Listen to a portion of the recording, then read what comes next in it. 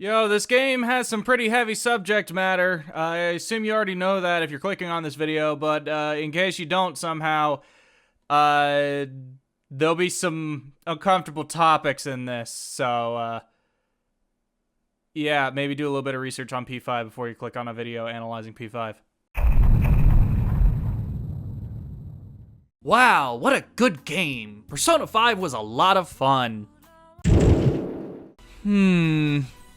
I got an idea. I'm too busy. I got like Final Fantasy VII Remake, Doom Eternal, Animal Crossing, Resident Evil 3. Was Half-Life Alyx out by this point? Okay, yeah, it was. Okay. I probably shouldn't bring that one up though, since I still haven't played it. I didn't do the idea. Dear the YouTuber Macca, would you like a code for Persona 5 Royal on Steam? Screw it. Time to make good on that concept.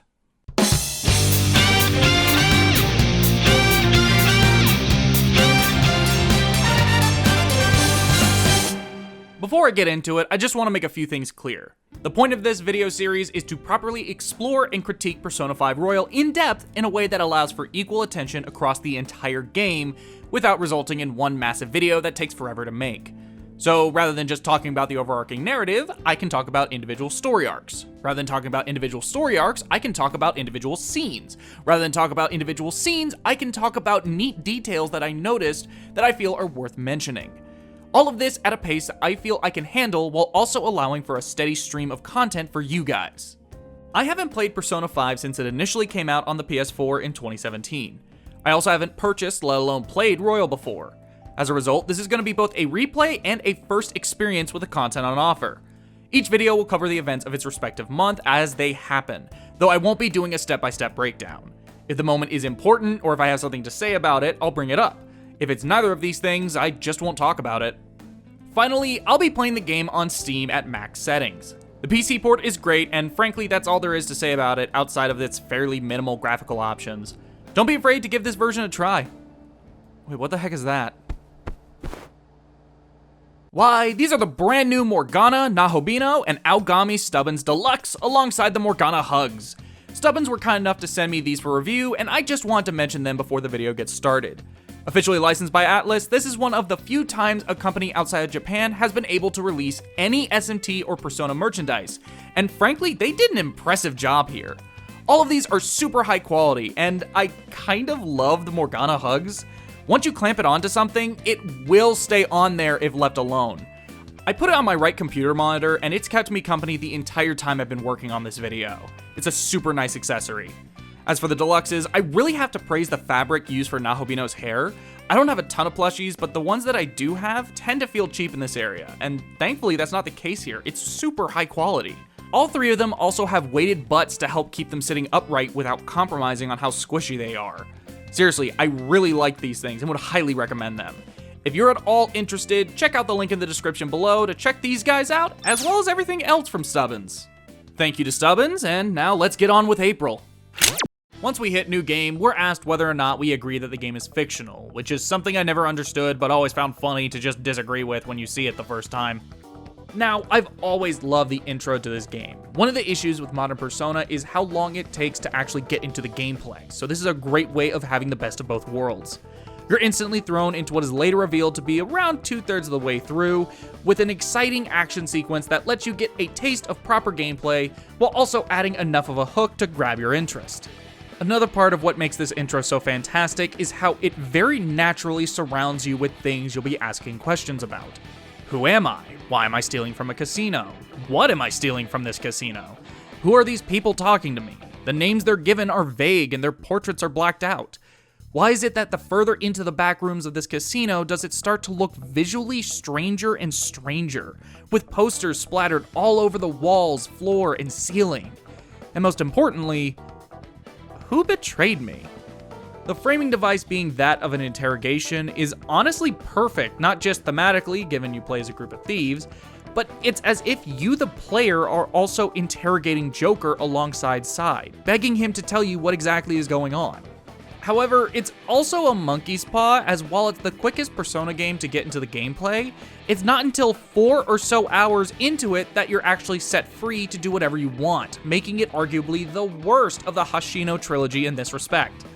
Up to that point, you're railroaded into story sequence after story sequence, with the only gameplay mostly being tutorials that end almost as soon as they begin.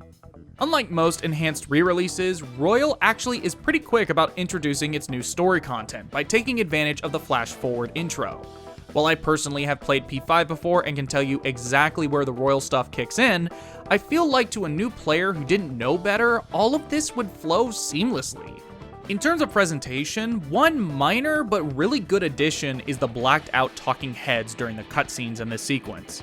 In the original game, the heads were only in the top right while you were playing, but now they're in the bottom left during the cutscenes, giving you more of an idea of what these characters sort of look like, and making each voice line stick out in your head as you actually have a visual you can assign each one to. Like, if I had to tell you who was saying what line based on the original version of this intro, I wouldn't be able to tell you more than a handful of them. Like, the filter on their voices just kind of makes it a lot more difficult, and I don't know, this one's Futaba, I can tell you that much. Your time will be cut short. We can't permit you to talk with him for long. Joker then proceeds to detail 7 months worth of events in excruciating detail. Normally, I'm more of a fan of the name Akira Kuruzu for Joker, but seeing as I named him that in my first playthrough 5 years ago, this time I'll give in and name him something more canonical. As Sai begins her interrogation, we see a butterfly and hear a strange voice, thrusting us into the bulk of the game. For the most part, the first couple of days are spent establishing characters, the environment you'll be inhabiting for the next year, and a few narrative hooks to help motivate you through the more mundane scenes. What the heck? I heard you making all sorts of noise up here, but I didn't think you were cleaning. What did you expect us to do when you showed us this room? The scene where we play through the inciting incident always stood out to me for 2 reasons. For one, it's the only time in the game we go somewhere that isn't Tokyo, a beach, or a place adjacent to a beach. The other is that I hyper-focus on the way Keith Silverstein says the line, "Damn brat, I'll sue!" He's a damn good actor, but the way he says this line makes me laugh, and they play it like every time this moment gets brought up. Jumping ahead to the 11th, we're headed to our first day of school. I like how you have to stumble your way there. You aren't given a waypoint telling you exactly where to go, but rather you have to figure it out yourself, looking at the station signs and taking detours when needed. All the while, you see and hear people talk about the train that derailed the day prior. Eventually, this path will become second nature to you the more and more you do it. You're going through exactly what Joker is, and it creates a nice narrative synergy between the two of you. Oh hey, that guy's playing a Vita. While hiding from the rain, you kinda sorta meet Anta Kamaki, who willingly gets into Kamoshida's car despite her dejected look afterwards. As they drive off, you then meet Ryuji Sakamoto. I swear to God I wasn't trying to do a bit there, I actually just said Sakamoto, who calls Kamoshida a pervy teacher. The Eye app picks up on what Ryuji said, activating it and slowly dragging him and Joker into the metaverse. Once you arrive at school, you instead find a giant castle that neither Joker nor Ryuji question beyond thinking they went the wrong way. Upon entering, they're jumped by some knights and thrown in jail. There you learn that the king of this castle is actually Kamoshida, who orders you both to be put to death for trespassing. Just before you're executed, Joker awakens his persona, saves Ryuji, and makes a break for it. Along the way, we free a talking cat named Morgana, who teaches you a few more combat mechanics and eventually parts way with you as you return to the real world. The next day, we get our second proper added scene with the enhanced re-release waifu, Kasumi. Nothing really happens beyond getting a basic introduction to her character. She's nice, she works out, and helps old ladies. For me, it sticks out like a sore thumb as it's the only scene in this sequence that doesn't push the current narrative forward at all, but you could make the argument that a pacebreaker is not necessarily a bad thing. Beyond that, there's not much to go off here. I only brought it up because it's Kasumi. You agree to work with Ryuji to investigate what happened with the castle, realizing the Eye app is a navigation system that brought you there. You turn it on and head back to the metaverse. This time, we bear witness to how Kamoshida perceives the students, with the student athletes being subjects of torture while An is his kitty cat concubine. As Ryuji puts it, a lot of P5 symbolism is really obvious and on the nose, but I think it all works in spite of that. Finally, it's all capped off with Ryuji awakening his persona and joining the fray. Hey, remember 5 years ago when everyone called any attractive woman thick with 3 C's?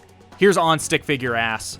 While you and Ryuji get food after returning to the real world, we cut over to An giving a pep talk to her best friend Shiho, who is feeling down about playing on the volleyball team, the various bruises and injuries on her body making a lot of sense.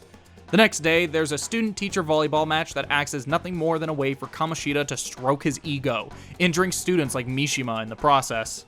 After asking around the school, you and Ryuji come to the conclusion that the reason Kamoshida's abuse has gone unchecked is threefold. 1. The students are suffering from a form of Stockholm Syndrome.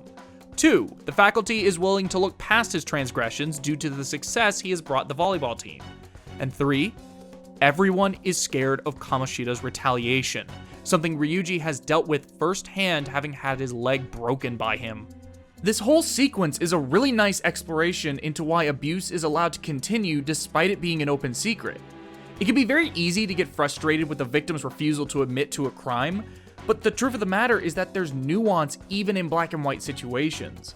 Ironically, this is something Ryuji fails to see with An, completely unaware of the hell she's having to keep quiet. The next day, you run into An getting off the phone with Kamoshida, who's attempting to blackmail her into having sex with him. Because of your mutual unfamiliarity, An breaks down, venting all of the horrible things she's had to put up with because of him, all so she can protect her best friend. She leaves your encounter feeling somewhat better, but all of that comes crumbling down when Shiho attempts to take her life in front of the entire school. Infuriated, Ryuji and Joker interrogate Mishima, who comes clean about the abuse. Things are made even worse when Kamoshida himself shows no sign of remorse upon being confronted, instead stating his intention to get the three expelled for doing so. When talking about the villains of Persona 5, one of the most common sentiments is that Kamoshida is one of, if not the best villain in the game. And I absolutely agree.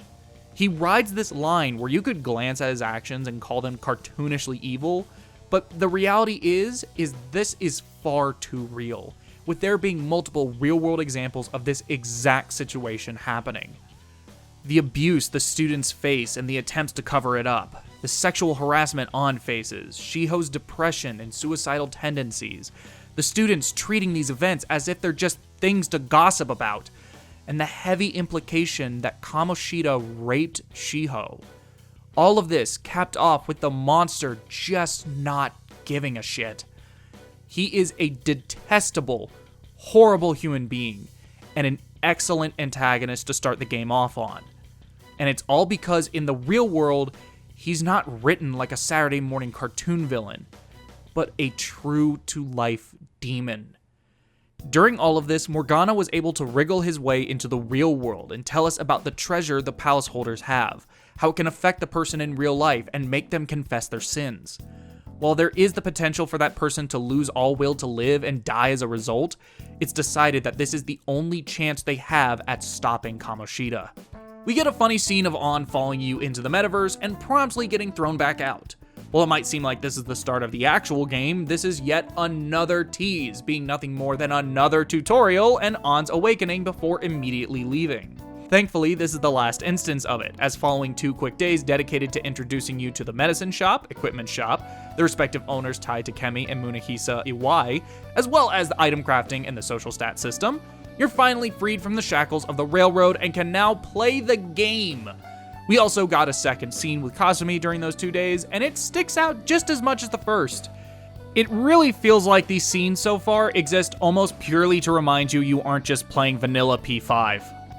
I've always been the kind of person to try and do the entire dungeon in one day, so I make sure I'm prepared and head on in. As of Kamoshida's Palace, Royal plays mostly the same as it did in the base game when it comes to the gameplay. I am fully aware that there are some new mechanical additions that do add an extra dynamic to combat, but seeing as they aren't unlocked yet, I'll be saving those for later. I can't exactly talk about them when I haven't been able to touch them, you know? Exploration is ultimately the same as it was in 2017. You run around the palace, finding chests and fighting enemies, solving some puzzles that are fairly basic but still require you to actually be paying attention. Considering the goal is to steal treasure, P Studio included a stealth mechanic where you look around corners and ambush enemies. It's jank. There's no other way around it. It's janky, it's awkward. However, while it does take some getting used to, it works in the end. This isn't a stealth game, it's an RPG themed around thieves. It doesn't need to be perfect. However, I would be more than willing to fight someone if they tried to say it's great. It's fine, completely serviceable. For the most part, the layout of Kamoshida's palace is the exact same.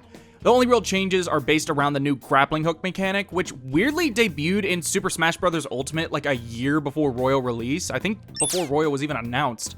While conceptually you'd think this mechanic would lead to an almost complete redesign of the dungeon, it's instead mainly used either as a shortcut for those paying attention, or as a way to access small hidden areas that have helpful items. As an aside, this one spot where you're climbing the outside of the tower always felt weird to me. In Royal, there's a new shortcut where you grapple past the original intended pathway, but both times I played P5, I got stuck for a little bit, being unable to find the way forward. You're supposed to climb these boxes up to the roof, but I completely missed them both now and 5 years ago. I don't know if that's a problem with the way this room is designed, or if it's a problem with me. Probably the latter, I'm a dumbass. One of the new items in Royal are will seeds. Each palace has 3 to collect, and they will restore some of your SP when you do. However, their true purpose is revealed once you find all 3, combining into a pretty powerful accessory. For instance, the Crystal of Lust you get from Kamoshida's will seeds grant whomever you equip it to Diorama, which is a really powerful, useful healing skill for such an early point in the game. As soon as I got it, I made sure to throw it on Morgana, seeing as he's my main healer. I like him. It gives me further reason to fully explore every palace beyond the fact that I just really like filling out maps in RPGs. Overall, Kamoshida's castle is a good starter palace. There's a good amount of visual variety, such as the underground dungeon that has a river going through it, the first 2 or 3 floors with Kamoshida's ego stroking everywhere, the rooftops, which, unable to notice the boxes are not, have these utterly beautiful colors, and finally the main tower with large portions of the floor falling apart in the middle section. I appreciate that it actually feels like a castle first and a video game level second. It makes it a lot easier to get immersed when it feels like I'm actually where they say I am. For Royal specific stuff, I actually quite like will seeds, but the grappling hook leaves a lot to be desired. So far, it's only amounted to 1 shortcut, a few short paths to will seeds, and a visual replacement for something you could already do in vanilla P5. Combat is, again, what you can expect. The biggest change to the base gameplay is how guns work. In the original, you had a finite amount of bullets for every night you went into the palace, with you having to purchase more during the day. In Royal, you instead have a finite amount of bullets for every fight, with you reloading after each one and never having to purchase any. It's a small change that actually has some pretty massive effects on how you play. 5 years ago, I was much more careful about using the gun, using maybe a bullet if an enemy had a weakness to it and I had no other options. This time around, I'm much more willing to let them fly, though I'm still trying to be strategic about it. At first, I wasn't sure how to feel about this change, as it seems like something that would only make the game easier, but after finishing Kamoshida's palace, I think it's actually for the better. It makes guns way more viable, and honestly, using the gun in this game is fun. The reason why firing the gun is so much fun is the same reason P5's combat as a whole is fun. It's fast and responsive, feeling very tactile, but also just satisfying. Attack animations are short and sweet, being fun to watch play out and never slowing down the pace of battle. While it does come at the cost of the cool and interesting attack animations, I think it's a good trade-off for how instant everything is. The Baton Pass is also a great addition to the One More system, adding an extra layer of complexity to combat. There's a rhythm to everything that makes it really addicting. It's not my favorite battle system in an Atlas game, but I do think it's my favorite of the Persona games I've played. Going back to Kamoshida's Palace, I think my biggest problem with it is more so the dialogue, I guess? So you know how I said P5 is very on the nose with its symbolism and how that's not inherently a bad thing? Well, what I think is a bad thing is stopping specifically to have a character spell out that symbol in a cutscene. If it was once, I wouldn't have a big problem with it, but it happens a few times throughout the first palace. It's like the game is trying to give the characters something to say, and in doing so, it makes me feel like the game thinks players aren't getting it. I'm not trying to say I'm some super smarty smart man for realizing this stuff, just that I think it's annoying for the game to spell it out instead of letting it speak for itself. I understand the characters are reacting to the symbolism just like I am, but they don't need to explain it. Hell, there's a great example of what I want the game to do in Kamoshida's Palace. After solving the book puzzle around halfway through, you open up a secret room that contains nothing but a BDSM cross and pictures of Shiho littered everywhere. All that happens is On looking on in horror and feeling sick. The others comfort her, but ultimately express that they need to keep going. I understand what this is supposed to convey. Kamoshida raped Shiho. but they don't spell it out. I will admit, this isn't something specific to Persona 5. I feel like a lot of Japanese media has this tendency to over-explain things. Not to mention, this isn't anything major story-wise. However, I don't think either of these excuse P5 for explaining the obvious. Anyway, the good news is I finished all of Kamoshida's palace in one day, meaning all that's left to do is send the calling card. So, I know you can warp straight to the safe room next to the boss, but seeing as these final infiltrations are always this huge moment, I prefer to just make a break for it, following the quickest path to the treasure, taking out enemies along the way and blasting Life Will Change. In my first playthrough, these were always the highlights of every month. It makes you feel like an utter badass, and it's just an adrenaline rush. I always felt like Life Will Change is weirdly underrated despite it being one of the main songs in the game. I don't know, I love it. The design of Shadow Kamoshida's boss form fits perfectly. It encapsulates basically everything about his character. The Trophy of Obsession, obviously representing his Olympic victories, filled to the brim with gray, unidentifiable women he casually consumes to restore his health. On, acting like a little umbrella in his wine, being identifiable, but ultimately an accessory. His refusal to stand up in spite of his abs except to perform a kill shot move on his students. There's a lot of details that I think go a long way in making him a memorable first boss fight. It's also worth mentioning that the Shadow's true name is Osmodeus. To give a quick explanation, Osmodeus is a king of demons in the Book of Tobit in Judaism. Of the 7 deadly sins, he represents lust. I think that's all I really need to say for you to get why this is an appropriate name. For the fight itself, Royal improves upon the original only thematically. He only has one new move, and it's really just a reskinned version of another. In Vanilla P5, Kamoshida would order these little guys that represent his students to bring him a ball so that he may perform a gold medal spike. In Royal, these munchkins have been replaced with Mishima. Afterwards, it's Shiho who brings him the ball, with her fawning all over him dressed like a sexy bunny rabbit like how Cognitive On dresses like a cat.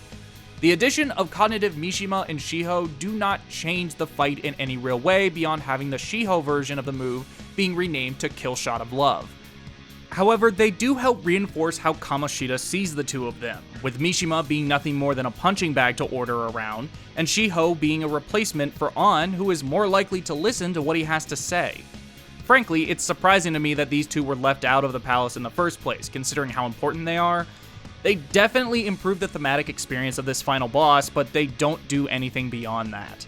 I'll also say it's pretty lame that Cognitive Mishima is just Mishima, while Cognitive An and Shiho get actual designs. It feels like a missed opportunity, and frankly kinda lazy to not give him one too. I understand getting that fan service in there is more important, but come on, dress him up like a slave or something. Once we defeat Shadow Kamoshida, we book it out of there and now must wait until the real one repents. In the meantime, there's some social sim stuff to do. But before I get into that, I want to explain how I plan to go about Confidants. While this is going to be a review series that allows me to cover things in depth, I am not going to be doing every Confidant. The reason is simply the fact that I'm not interested in doing a perfect run. I would rather have something more casual where I can really think about what I'm doing as opposed to treating it like this strict schedule.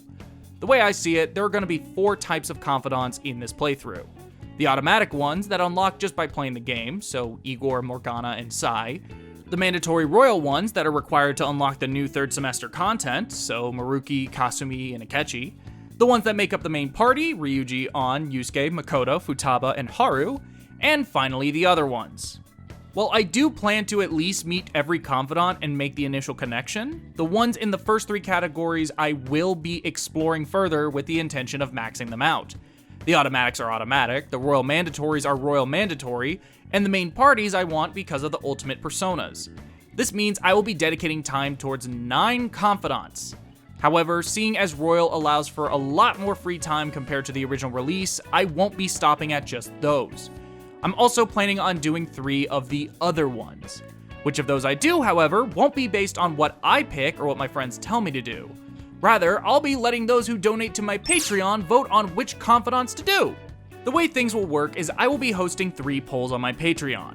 The first poll will drop before I begin work on the May video, and will cover the Confidants made available in April and early May. In other words, Tide Takemi, Sojiro Sakura, Munehisa Iwai, Yuki Mishima, and Toranosuke Yoshida.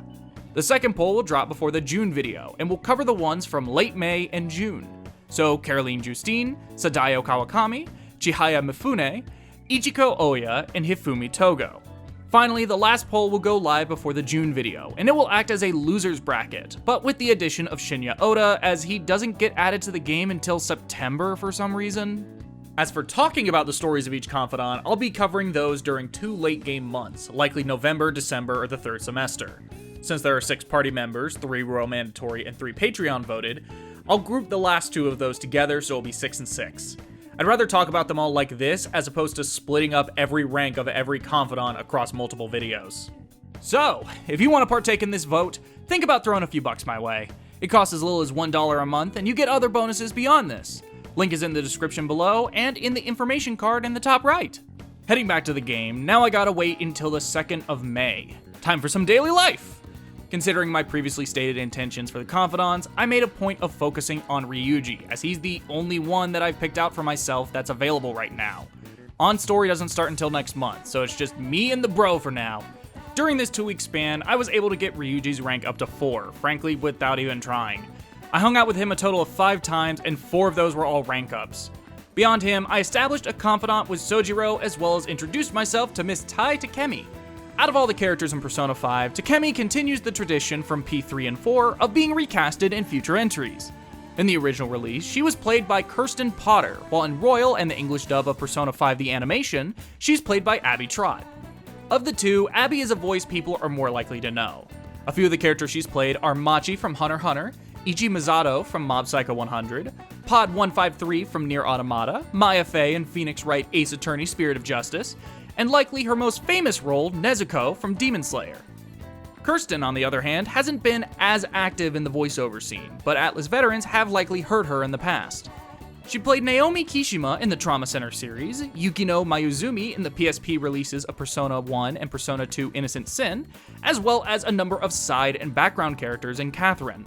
Much like with Chie and Fuka, people have given various reasons why they prefer one performance to the other. Being completely honest, I'm not a huge fan of either. They both have their pros, but neither feel like a perfect voice for her. Kirsten plays more towards Tai's mature and mysterious side, yet it also sounds too old. Then it's a deal. As long as you come here for it. I'll give you the medicine at a good price whenever you want. Abby plays more towards Tai's younger and girlish side, yet I don't think it fits the goth aesthetic she has going. Then it's a deal. As long as you come here for it, I'll give you the medicine at a good price whenever you want. If I had to pick one or the other, I'd go with Kirsten, but ultimately, I just can't get behind either of them 100%. While hanging out with Ryuji, I started working towards improving my social stats. I go to a few movies, take a bath, read some books, watch some TV at home. Why does he sit like that? Get a part-time job, do a lot of studying, and in the end, I improve every stat except the one I was actively trying to improve the most. I guess Joker is just canonically stupid in April. The quality of your character says a lot about you, so it's important to better yourself every day. Really? But it takes so much work. These two are alternate universe Makoto Yuki and Yu Narukami. And it never occurred to you until now that bathing is a good idea. Eventually, May 2nd comes around and Kamoshida confesses to everything. For the most part, the scene is great. However, I realize midway through there's a problem I have that will take a bit of explaining. So throughout this entire arc, Kamoshida is blatantly stated to be sexually harassing the female athletes alongside the physical abuse, such as touching them over their clothes. It's An he's specifically trying to force into a sexual relationship. Following An's rejection of Kamoshida's advances, it's heavily implied that he went and raped Shiho in response. It's never outright stated, but moments like the BDSM cross surrounded by her photos, as well as the new addition of cognitive Shiho, basically all but confirm he did something more than just sexual harassment. Whether before or after An's rejection, he saw her as an object of sexual desire. During Kamoshida's confession, he admits to verbal and physical abuse, sexual harassment, his plans to expel students he didn't like, his attempts to have sex with An, and being the reason Shiho tried to kill herself. However, he never says why he's the reason she tried to kill herself. Yes, it's heavily implied why, but the purpose of this scene is for him to come clean. I can understand the desire to imply what happened from an artistic standpoint, but it results in making it seem like Kamoshida is leaving out his worst crime of all, and is instead skirting around it. I think a good compromise would have been to have him start to admit to raping her before breaking down crying at the horror of his actions, ultimately still leaving them up to implication. And before anyone tries to call me out as being a hypocrite, there is a difference between a character spelling out symbolism and a character admitting to his wrongdoings. As a side note, a lot of what I just said I articulated after rewatching this scene. As the second Principal Eggman reacted to Kamoshida announcing his plan to kill himself, I burst out laughing. The month of April is one hell of a way to start off the 5th entry in Atlus's biggest franchise. Much like how Persona 4 is about accepting the truth of who you are, Persona 5 is all about railing against the injustices of society. Normally in storytelling, the beginning of your narrative needs to grab its potential audience. Start with a bang, establish the point, and get people invested. From there, you're allowed more breathing room to have varying levels of tension before eventually ramping things back up for the finale. Kamoshida and the tyranny he inflicts on the school is arguably smaller scale than some of the following arcs, but it ultimately feels like a bigger deal than them because of how personal and real it is. In 2017, a man named Larry Nassar was sentenced to life in prison without parole. Having worked with the United States Olympic gymnastics team for almost 20 years as a physician, he abused his position and sexually assaulted almost 300 women, a large number of which were underage. Kamoshida is not based on this man. In fact, it's said that Japanese fans speculate he's based on Masato Uchishiba, a Japanese Olympic athlete who was charged with sexually assaulting members of the university-level judo team he coached. But the fact that Larry was sentenced the same year Persona 5 released in the United States really hammered in why this is such a fantastic start. It's not just a societal injustice. It's not just real. It's universal. For a game that's often referred to as a Japanese life simulator, you don't need to be Japanese to understand the horror being depicted. While there are a few things that I think need to be addressed or changed, this is a fantastic start. Following this, we spend a few days seeing the public response to Kamoshida's confession and the students' reaction to the Phantom Thieves seemingly being real. We pawn off the cloned version of Kamoshida's Olympic medal that frankly brings up a lot of questions when you think about it, and then spend that money at a fancy restaurant to celebrate the win. As the team hangs out, people continue to look down on them and be mean, including an encounter with a really mean, important dude who is voiced by Keith Silverstein.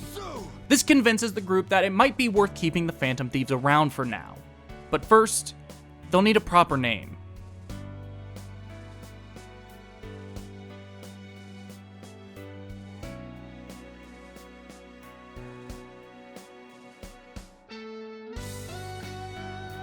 And that will be it for this first video. Hope you guys enjoyed it, and if so, let me know down in the comments below. While you're there, leave a like, subscribe, and hit the bell. For those interested in the first round of the Confidant polls, it'll be live as soon as this video goes live. Link to my Patreon is in the description below.